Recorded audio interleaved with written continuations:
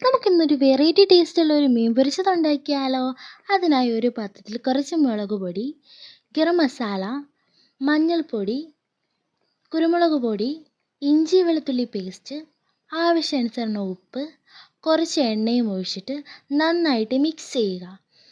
ഈ മിക്സ് നമ്മൾ വരഞ്ഞു വെച്ച ആ മീനിനുള്ളിൽ ഇതുപോലെ ഇങ്ങനെ തേച്ചങ്ങോട്ട് പിടിപ്പിക്കുക. എന്നിട്ടൊരു 10 മിനിറ്റ് റെസ്റ്റ് ചെയ്യാൻ വെച്ചിട്ട് ഈ പാൻ അങ്ങോട്ട് വെച്ചിട്ട് പാൻ നന്നായിട്ട് ചൂടാകുമ്പോൾ എണ്ണ ഒഴിക്കുക. ഈ എണ്ണ നന്നായിട്ട് ചൂടായി കഴിയുമ്പം മീനുകൾ ഓരോന്നായിട്ട് ഈ എണ്ണയിലോട്ട് വെക്കുക. അതിനുശേഷം കുറച്ച് കറിവേപ്പില ഇതിനകത്തോട്ട് വിതറുക.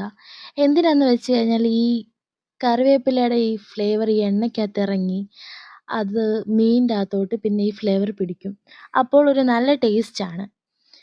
അങ്ങനെ ഇത് 10 മിനിറ്റ് ഇങ്ങനെ ഒരു സൈഡ് മൊരിയിച്ച് കഴിഞ്ഞതിന് ശേഷം അടുത്ത സൈഡും ഇതുപോലെ ഫ്രൈ ചെയ്തെടുക്കുക. അപ്പം ഞാൻ വിചാരിച്ചു ഒരു മോരുകറിയും കൂടെ ഉണ്ടാക്കാമെന്ന്. അതിനായിട്ട് ഒരു ചട്ടി എടുത്ത് അടുപ്പത്ത് വെച്ചിട്ട് കുറച്ച് എണ്ണ ഒഴിച്ച് കടുക് അങ്ങോട്ട് നമ്മൾ പൊട്ടിച്ചിട്ട് വറ്റൽമുളക്, ചെറിയുള്ളി, വെളുത്തുള്ളി, ഇഞ്ചി, കറിവേപ്പില ഇതെല്ലാം ഇട്ടിട്ട് കുറച്ചങ്ങോട്ട് മൂപ്പിച്ചെടുക്കുക. അതിന് ശേഷം കുറച്ച് അരച്ച് വെച്ച തൈരും കൂടെ അങ്ങോട്ട് ഒഴിക്കുക. അടിപൊളി മോര് കറിയും നമ്മളിതാ റെഡിയായി കഴിഞ്ഞു.